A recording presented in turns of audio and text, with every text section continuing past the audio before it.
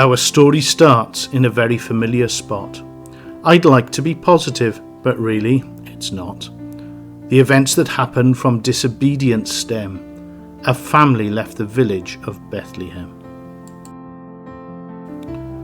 They walked away from the place of God's blessing. Naomi's circumstances would soon turn distressing. Her husband died. Her sons grew strong. They got married, then died. All had gone wrong. Naomi wept. She wished now to go back to Bethlehem, where now there was no lack. She kissed Orpah goodbye and then turned to Ruth. Go back, start a family, you're still in your youth. Ruth wouldn't leave her. She clung onto her tight. She had watched her through tragedy. Something was right. You believe in your God, you always trust in Him. He blessed you and kept you, though times have been grim. They arrived in Bethlehem. From the journey they were flagging. Everybody stared at them. Tongues started wagging. They went to the old house, full of cobwebs and dust. How would things work out? In God they must trust. Ruth went with the poor to glean in a field. Picking up bits of barley, all day she kneeled. She worked in the field. It was a real hard grind. It belonged to Boaz, a man who was kind.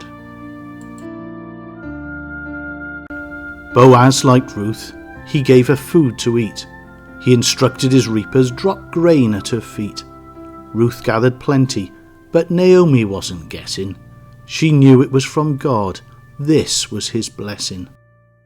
Ruth made very clear to Boaz her intention. There was an important fact that she should mention. Boaz and Naomi were fairly closely related. Under the law, to marry they were obligated. But there was one who was a closer relation, another man, family, part of God's nation. Boaz went to the great gates of the city to speak with the man and the elders' committee. To marry Ruth, the man would have to buy back the land. For him right now, it was too high a demand. Boaz said, I'll redeem her, I'll pay the cost. It was a deal where nobody lost. To show the deal was done and there'd be no scandal, the man did a weird thing. He took off his sandal. Ruth married Boaz, and all were filled with joy. They had a baby, and it was a boy. Ruth's boy was called Obed, and together we see their names, they are mentioned in a family tree of Jesus the Saviour, who is also called Lord, who came to die on a cross of his own accord. It's wonderful he did it, to save you and me. He died on the cross so that we could be free.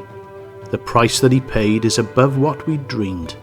The Bible tells us, by his blood we're redeemed.